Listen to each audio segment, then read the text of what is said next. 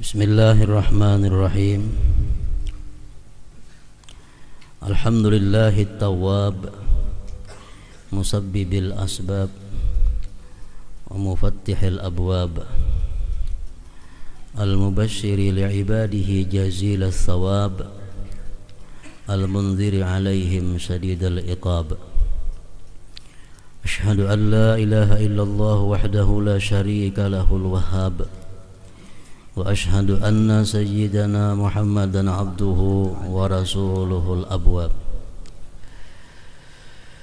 Allahumma salli wa sallim wa barik ala khairil ansab sayyidina maulana Muhammadin sayyidil mujab wa ala alihi wa sahbihi wa man lahun tisab, amma ba'd. Para habaib dan para syaraib yang kita cintai dan kita hormati, para hadirin, muhibbin, hadirin dan hadirat rahimakumullah. As-samanun min asma'illahil husna At-Tawwab. Yang ke-80 daripada Asma'ul Husna ialah At-Tawwab. At-Tawwab itu artinya adalah huwallazi yassara li'ibadihi asbabat taubah wa waffaqahum litahsiliha wa qabila taubatahum wa jazahum wa athna alaihim. Dialah Tuhan yang mempermudah bagi hamba-hambanya sebab-sebab untuk bertobat, dan Dia pula yang memberikan taufik kepada mereka untuk menghasilkan taubat, dan Dia pula yang menerima akan taubat mereka, dan Dia pula yang membalas mereka atas taubat yang mereka lakukan itu, dan mereka pula, dan Allah juga yang memuji alaihim atas mereka yang bertobat. Seringkali disebut At-Tawwab, ini artinya adalah yang maha menerima tobat. Secara ringkas demikian. Padahal tafsirnya lebih daripada sekedar menerima tobat, tetapi Dialah yang mempermudah sebab tobatnya seseorang. Dia pula yang memberikan taufik seseorang itu bisa bertobat. Dia pula yang menerima tobatnya. Dia pula yang membalas mereka yang tobat itu, dan Dia pula yang memuji orang-orang yang tobat. Para muhibbin rahimakumullah, banyak cerita atau hikayat tentang bagaimana seseorang itu tobat kepada Allah Subhanahu wa ta'ala. Orang-orang yang dulunya dikenal sebagai ahlul fasad, ahli berbuat kerusakan, begitu mudahnya Allah memberikan sebab kepada orang tersebut sehingga dia tobat kembali ke jalan Allah Subhanahu wa ta'ala. Di antara cerita yang masyhur sebagaimana yang ditulis oleh Al-Imam Al-Ghazali rahimahullah, di situ dikisahkan tentang bagaimana mudahnya Allah membikin sebab tobatnya seorang hambanya yang telah menyimpang dari jalannya. Disebutkan di situ cerita Utbatul Ghulam. Nah, Utbatul Ghulam ini adalah seorang pemuda yang mana suka berbuat kerusakan, suka main judi, suka minum arak, dan berbagai macam maksiat-maksiat lainnya. Ini pemuda ngarannya Utbatul Ghulam. Waktu itu Utbatul Ghulam berjalan-jalan, kenapa mendengar ada ceramah di satu masjid. Yang ceramah pada waktu itu adalah Al-Imam Al-Hasanul Basri rahimahullah. Nah, begitu mendengar secara tidak sengaja, ini Utbatul Ghulam mendengar ceramah tanpa sengaja, tahu-tahu dia terduduk, tersungkur dan pingsan. Ringkas cerita, Utbatul Ghulam sadar dan datang kepada penceramah tadi. Dia bertanya, apakah Allah bisa mengampuni dosaku yang sekian banyak ini? Hasan Basri berkata, Allah Maha Pengampun walaupun lebih banyak daripada dosa-dosa yang pernah kau lakukan, asal kamu benar-benar tobat kembali kepada Allah Subhanahu wa taala. Nah, mendengar itu Utbatul Ghulam pingsan lagi. Pingsan yang pertama itu pingsan karena mendengar ceramah betapa dahsyatnya, betapa pedihnya siksa Allah kepada orang-orang yang durjana. Pingsan yang kedua ini betapa cintanya kepada Allah setelah mendengar Allah Maha mengampuni segala dosa yang pernah dia lakukan. Begitu sadar Utbatul Ghulam daripada pingsannya itu, dia berdoa kepada Allah. Doa yang sudah masyhur. Allahumma in kunta qabilta taubati wa ghafarta dhunubi fa akrimni bil fahmi wal hifzi hatta ahfaza kullama sami'tu minal ilmi wal Qur'an. Ilahi akrimni bi husni saut hatta anna man sami'a qira'ati yazdadu riqqatun fi qalbihi wa in kana qasiyal qalb. Ilahi akrimni bir rizqil halal min haitsu la yahtasib. Artinya apa? Setelah dia sadar dari pingsannya, dia minta kepada Allah, ya Allah, hai Tuhanku, jika Engkau telah menerima tobatku, Engkau mengampuni dosa-dosaku, maka muliakanlah aku dengan paham dan pahafalan, sehingga aku bisa menghafal tiap-tiap yang aku dengar daripada ilmu dan Al-Quran. Hai Tuhanku, muliakan aku dengan punya suara yang lembut, sehingga siapa-siapa yang mendengar bacaanku akan luluh hatinya walaupun dia keras hati. Yang ketiga, hai Tuhanku, muliakan aku dengan rezeki yang halal dari jalan yang tidak dikira-kira. Nah, ini permintaan kepada Allah oleh seorang hamba yang baru kembali ke jalan Allah Subhanahu wa taala. Dan semua permintaan dari Utbatul Ghulam tadi dikabulkan oleh Allah. Dikabulkan oleh Allah. Begitu dia mendengar ilmu, hafal. Mendengar Quran, hafal. Kalau dia membaca Al-Quran, orang-orang yang mendengar, orang-orang menangis karena kelembutan suara Utbatul Ghulam. Dan lagi yang ketiga, Utbatul Ghulam ini tiap hari di muka rumah beliau itu datang makanan dari tidak diketahui di mana datangnya sampai beliau wafat. Nah, Allah mengabulkan doa Utbatul Ghulam ini setelah dia tobat. Dan kata Rasulullah, at-taib habibullah. Orang yang tobat itu adalah kekasihnya Allah. Kalau orang sudah dikasihi Allah, dia mau minta apa aja kepada Allah, Allah kabulkan doanya. Nah, ini orang yang tobat. Begitu mudahnya Allah membuat sebab sehingga orang yang selama ini sesat mudah kembali ke jalan Allah Subhanahu wa ta'ala. Kalau sudah kita tobat kepada Allah, kita minta kepada Allah, akan mudah dikabulkan oleh Allah Subhanahu wa ta'ala. Karena sudah ada modal. Modalnya apa? Mahabbatullah, kita dicintai Allah. Kalau kita kada tobat, kita kada minta ampun, dosa banyak, kita minta kepada Allah, Allah kada akan mengabulkan doa tersebut. Kalaupun dia mengabulkan, itu hanya istidraj atau lanjuran daripada Allah Subhanahu wa ta'ala. Para muhibbin rahimakumullah.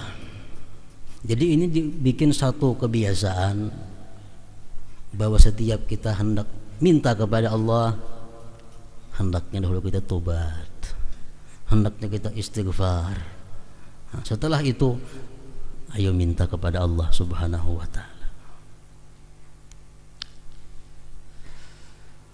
Wa waffaqahum li tahsiliha, dan Allah juga yang namanya At-Tawwab ini yang memberikan taufik kepada seseorang untuk melakukan tobat.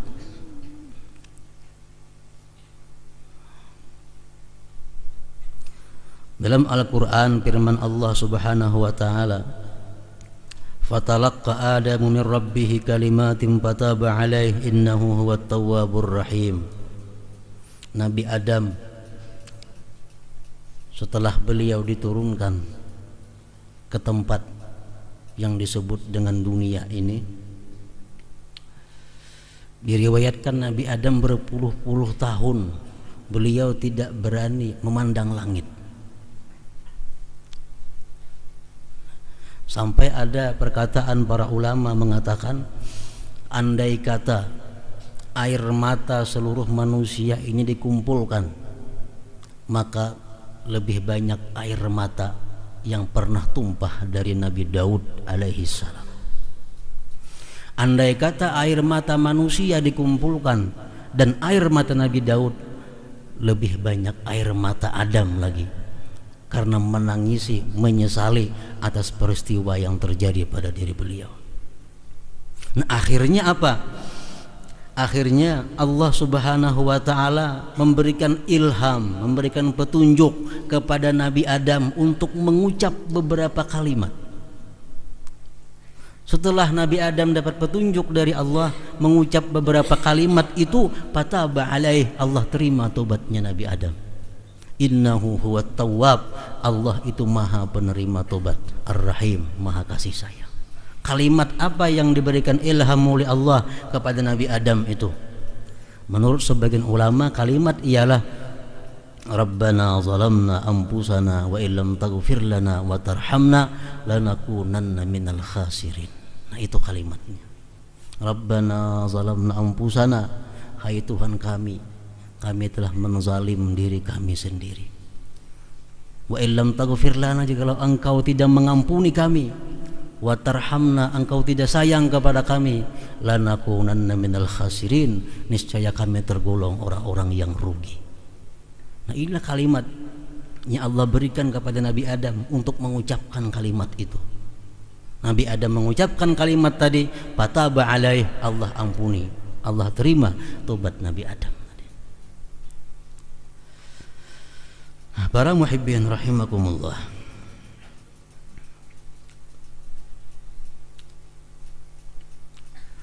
al-mu'min bismillahit tawwab ayyakuna ta'iban ilallah mulaziman lah. Kita sudah beriman bahwa setengah daripada asmaul husna adalah at-tawwab, yang maha pengampun, yang maha penerima tobat. Nah, kalau kita sudah beriman demikian, apa yang kita lakukan? Ayyakuna ta'iban ilallah mulaziman lah. Kita tobat kepada Allah dan melazimi tobat itu. Artinya apa? Kita tobat kepada Allah dan selalu tobat kepada Allah.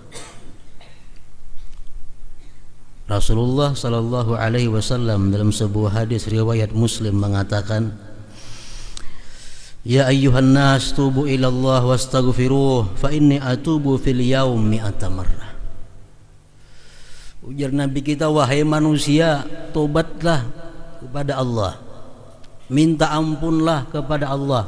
Sesungguhnya aku tobat dalam sehari itu 100 kali. Kalau dihitung per menit kurang lebih 15 menit Nabi kita sekali tobat. Tiap kali 15 menit Nabi kita tobat. Tobat dari apa Nabi kita? Padahal beliau sudah dijamin tidak ada dosa. Beliau tobat ini menurut ahli tafsir mengatakan semata-mata menjalankan perintah Allah yang berbunyi, ya ayyuhalladzina amanu tubu ilallah. Hai orang-orang yang beriman, tobat kepada Allah. Sedangkan beliau termasuk penghulu orang-orang yang beriman. Nah, jadi Rasulullah ini orang yang tobat dan yang melazimi tobat.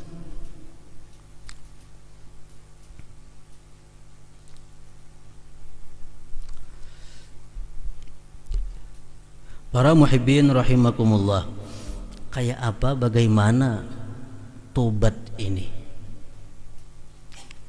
Tobat ini adalah satu kata-kata yang mudah kita ucapkan, aku tobat.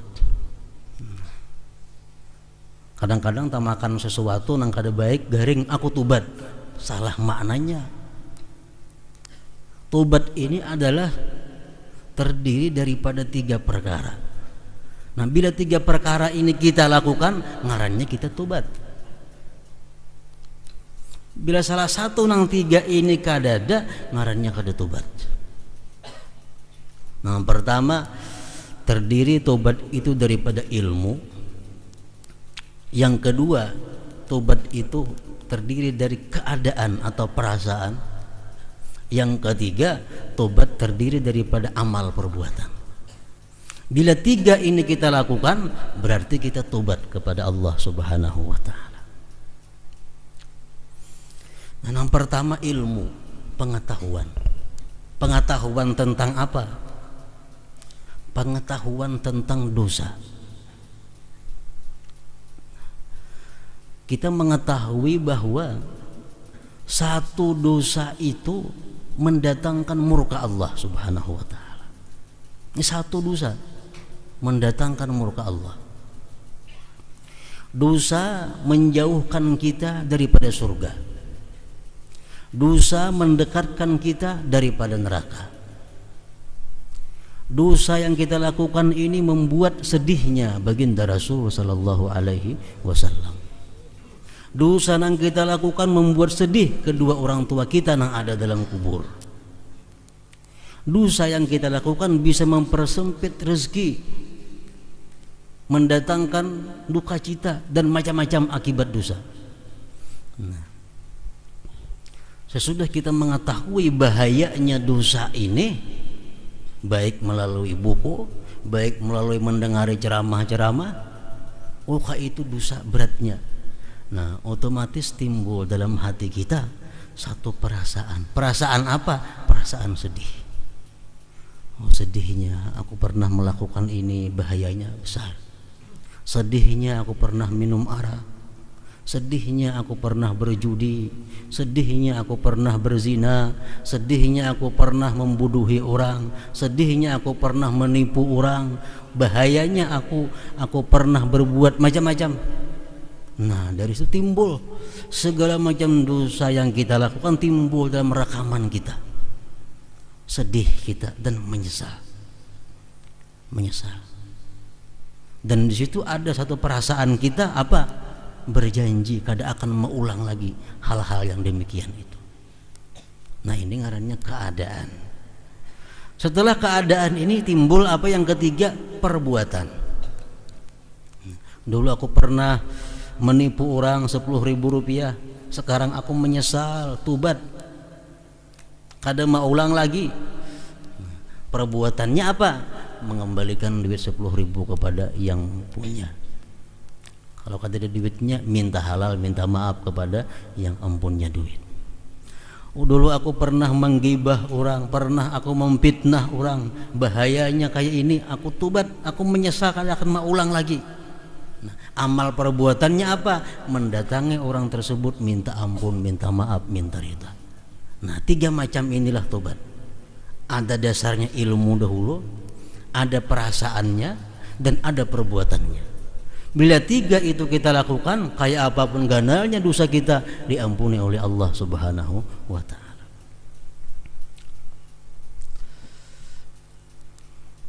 Hadis Rasulullah mengatakan, "Lau akhta'tum hatta tablughas sama, summa tubtum lataballahu alaikum."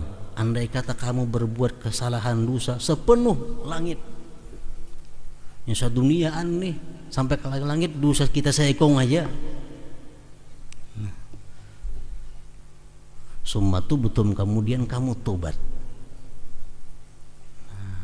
Setelah mengetahui bahayanya dosa bukan main, timbul perasaan sedih, menyesal, berjanji kada mau ulang lagi, lalu memperbaiki amal perbuatan sesudah itu, tobat, la taballahu alaikum, niscaya Allah terima tobat kamu. Nah, ini at-tawwab, Tuhan Maha penerima tobat. Firman Allah Subhanahu wa ta'ala, "Wa man lam yatub fa ulaika humuz zalimun." Orang yang tidak tobat, dia orang zalim. Hari ini kita melakukan dosa, kada ada tobat-tobatnya. Dulunya kita melakukan dosa sampai sekarang kada ada tobat-tobatnya, kada ada pernah merasa menyesal, kada ada pernah merasa sakit hati. Pada dahulu pernah berjudi, dulu pernah minum arak, dulu pernah melakukan riba, pernah menipu orang. Sampai sekarang kada ada sakit hati. Sampai sekarang kada ada menyesal melakukan yang demikian. Berarti kada tobat. Allah berfirman, itulah orang-orang yang zalim. Orang-orang yang zalim. Orang zalim itu macam apa? Al-Quran mengatakan, wallahu la yuhibbuz zalimin. Allah tidak suka orang zalim. Kalau Allah kada suka kepada kita, doa kita kada diterima oleh Allah, ibadah kita kada diterima oleh Allah. Kenapa? Karena kita mudahnya sudah kada dicintai oleh Allah Subhanahu wa ta'ala. Allah kada cinta orang-orang yang zalim. Firman Allah lagi, wallahu la yahdil qaumaz zalimin. Allah kada akan memberi petunjuk orang-orang yang zalim itu. Orang yang zalim tertutup hatinya berbuat kebaikan. Orang yang zalim tertutup menuntut ilmu. Orang yang zalim tertutup untuk tahajud di malam hari. Orang yang zalim tertutup untuk membaca Al-Quran setiap hari. Kenapa? Wallahu la yahdil qaumaz zalimin. Allah kada akan memberi petunjuk kepada orang-orang yang zalim. Kalau sudah kita kada dapat petunjuk karena kita zalim, karena kita kada bertobat, selanjutnya Allah mengatakan, ala la'natullah 'alal zalimin. Ketahui olehmu bahwa laknat Allah atas orang-orang yang zalim. La'natullah 'alal zalimin. Kalau sudah kita dilaknat oleh Allah, innal zalimin lahum azabun alim. Orang-orang yang zalim itu dapat azab, siksa yang sangat pedih. Nah, ini akibat apa? Akibat kita punya dosa sampai sekarang belum tobat. Sampai sekarang belum tobat. Tobat ini, ujar para ulama mengatakan, sebenarnya tobat itu lebih sulit daripada sulitnya kita meninggalkan dosa. Umpamanya kita meninggalkan dosa ini sulit, kainaknya kita tobat dari dosa itu lebih sulit lagi. Orang yang pernah menikmati kayak apa untungnya riba, orang yang pernah menikmati kayak apa nyamannya arak, orang yang pernah menikmati kayak apa nyamannya zina, gampang lainnya menyesal melakukan itu. Gampang lainnya sakit hati karena pernah melakukan itu. Sulit. Kenapa? Barangkali nang ingat nang nyamannya. Sedangkan ini tobat mesti menyesal, mesti sakit hati karena pernah melakukan dosa-dosa itu.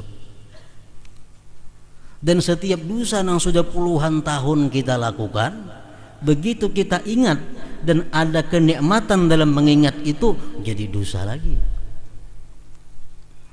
Dulu pernah kita minum arak 10 tahun telah lalu, sudah ampih keingatan kita minum arak, maraminya dulu minum arak, nyamannya bahari minum arak, keingatan nyamannya itu, nah dosa nang baru lagi.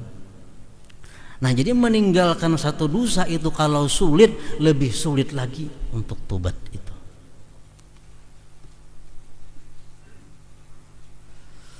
Nah, jadi kita disuruh berusaha sedemikian rupa, kayak apa caranya supaya kita ini mampu merasakan bahwa dosa itu adalah pahit, dosa itu adalah racun.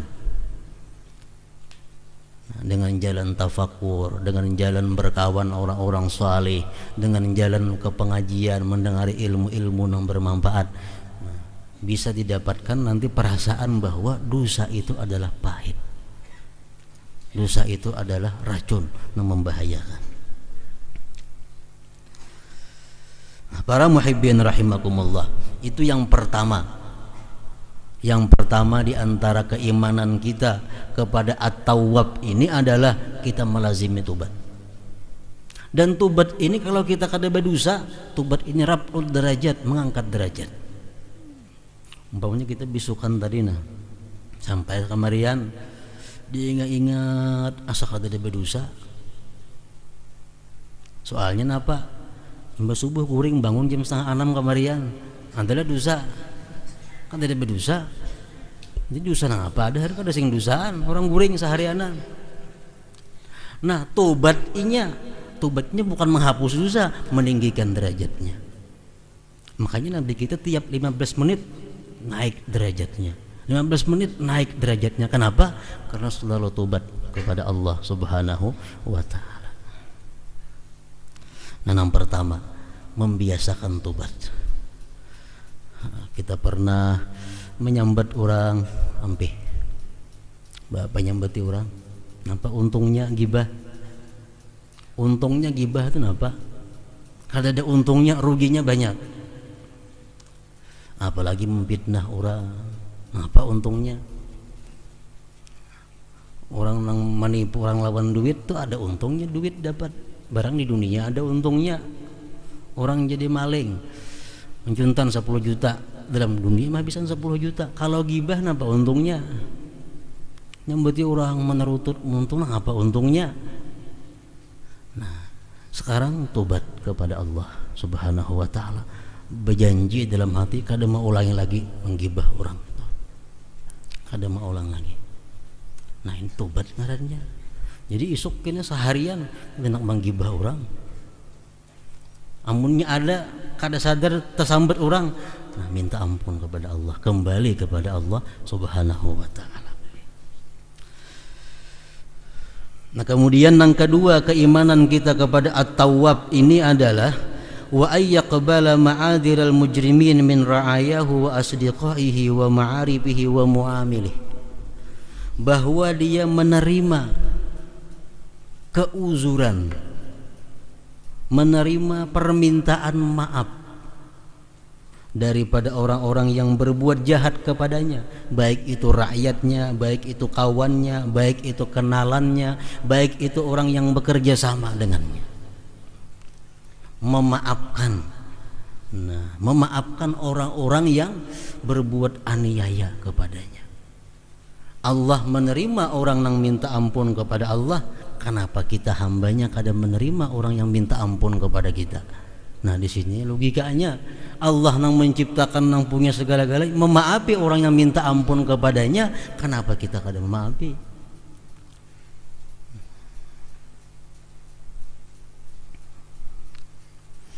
Rasulullah SAW bersabda, "Idza waqafal ibad nada munadin liyakum man ajruhu 'ala Allah falyadkhulil jannah." Ujar beliau, manusia di padang mahsyar nantinya diseru oleh seruan. Bunyi seruan itu adalah hendaklah bangun, hendaklah bangkit orang-orang yang punya pahala atas Allah.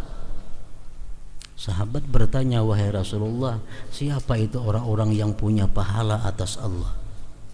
Rasulullah menjawab, al-afuna anin nas fayaqumu kadza wa kadza alfan fayadkhulunaha bighairi hisab.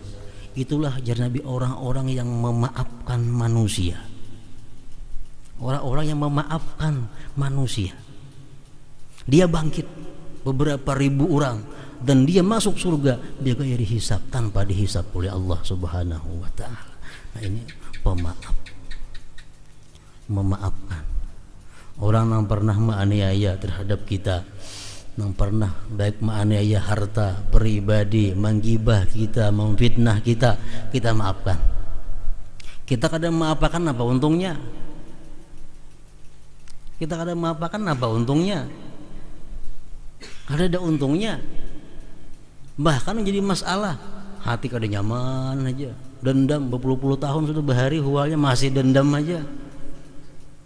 Nah, mana al-afun anin nas, memaafkan daripada manusia. Ini salah satu merupakan buah keimanan kita kepada At-Tawwab, Allah Maha Penerima Tobat. Apalagi kita manusia. Para muhibbin rahimakumullah, Rasulullah bersabda, innal mazlumin humul muflihun yaumal qiyamah. Orang-orang yang dianiaya, orang-orang yang dizalim dalam dunia, baik dizalim orang hartanya, dizalim orang pribadinya, dizalim orang segala yang berkaitan lawan dia, humul muflihun yaumal qiyamah. Mereka itulah yang beruntung nanti pada hari kiamat. Asalkan orang yang dizalim ini sabar. Asalkan orang yang dizalim ini kadang melaporkan kemana-mana. Asalkan orang yang dizalim ini kadang minta balaskan kepada Allah Subhanahu wa taala. Artinya apa? Misalnya, ya Allah, orang yang mencuntan harta ulun patahkan batisnya umpamanya. Nah, kalau demikian halnya, dia sudah kata dizalim lagi ngarannya. Kenapa? Karena sudah minta balasan kepada Allah di dalam dunia. Orang yang dizalim yang beruntung di hari kiamat itu adalah orang yang dizalim dalam dunia dan dia mampu menahan, menyandang kezaliman orang yang menzalim itu tanpa melaporkan kepada siapa-siapa dan tanpa minta balasan dari Allah Subhanahu wa taala. Nah, ini maksudnya. Para muhibbin rahimakumullah. Jadi dengan ini ada dua tugas kita yang dituntut oleh keimanan kita kepada At-Tawwab ini. Pertama, senantiasa membiasakan tobat kepada Allah Subhanahu wa taala. Yang kedua, agar kita selalu memaafi kesalahan-kesalahan hamba Allah Subhanahu wa taala. Memaafi ini jangan disalah artikan. Maksudnya memaafi ini bukan berarti mengkosongkan hukum yang berlaku. Umpamanya ada maling mencuntan harta kita, ini minta maaf lawan kita maafi. Mengenai hukuman penjara bang, tetap berlaku itu, tetap berlaku. Jangan sampai hukuman itu kita peraikan, tuh kada boleh, dilarang oleh Allah Subhanahu wa taala. Jadi masalah orang mencuntan harta kita, ini minta maaf kepada kita maafi. Masalah hukum pidana itu hukum lain lagi halnya, itu urusan Allah Subhanahu wa taala. Penjara 10 bulan itu tetap berlaku. Nah, jadi minta ampun karena kita melakukan zina kepada orang, minta ampun karena kita pernah mencuri harta orang, itu bukan menggugurkan hukum Allah Subhanahu wa taala. Itu hanya menggugurkan antar pribadi kita. Para muhibbin rahimakumullah. Kemudian yang ke-81 Al-Muntaqim. Mudah-mudahan Allah Subhanahu wa taala selalu menganugerahkan kepada kita untuk selalu bertobat kepadanya dan bisa menjadi manusia yang pemaaf dengan manusia lainnya. Ila hadratin Nabi Mustafa Rasulullah sallallahu alaihi wasallam. Al-Fatihah. Ar-Rahmanir-Rahim. Maliki yaumiddin. Iyyaka na'budu wa iyyaka nasta'in. Ihdinas siratal mustaqim. Shiratal ladzina an'amta 'alaihim